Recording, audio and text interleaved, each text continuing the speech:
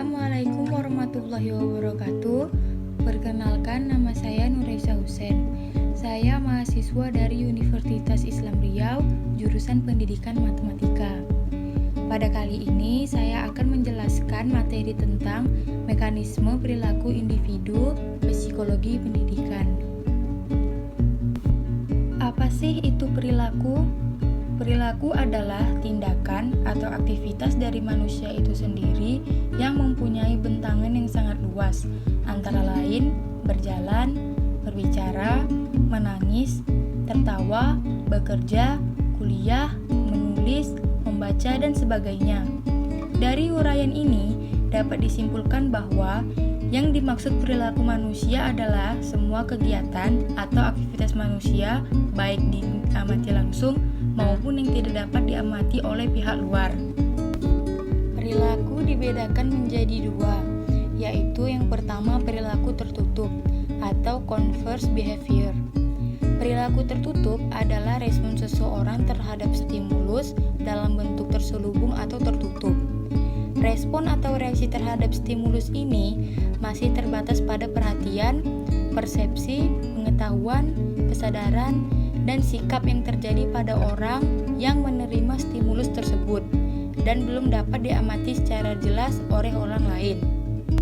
2. Perilaku terbuka atau overt behavior. Respon seseorang terhadap stimulus dalam bentuk tindakan nyata atau terbuka. Respon terhadap stimulus tersebut sudah jelas dalam bentuk tindakan atau praktek yang dengan mudah dapat diamati atau dilihat oleh orang lain. Untuk memahami perilaku individu dapat dilihat dari dua pendekatan yang saling bertolak belakang, yaitu 1. Behaviorisme, 2. Holistik atau humanisme. Kedua pendekatan ini dapat memiliki implikasi yang luas terhadap proses pendidikan, baik untuk kepentingan pembelajaran, pengelolaan kelas, pembimbingan, serta berbagai kegiatan pendidikan lainnya. A. Mekanisme pembentukan perilaku menurut aliran behaviorisme. Behaviorisme memandang bahwa pola-pola perilaku itu dapat dibentuk melalui proses pembiasaan dan penguatan dengan mengkondisikan atau menciptakan stimulus-stimulus atau rangsangan tertentu dalam lingkungan.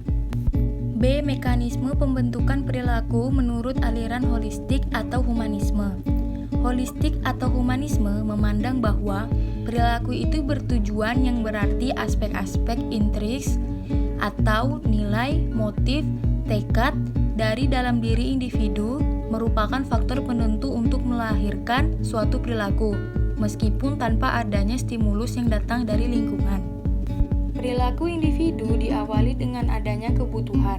Setiap individu demi mempertahankan kelangsungan dan meningkatkan kualitas hidupnya akan merasakan adanya kekurangan dan kebutuhan tertentu dalam dirinya.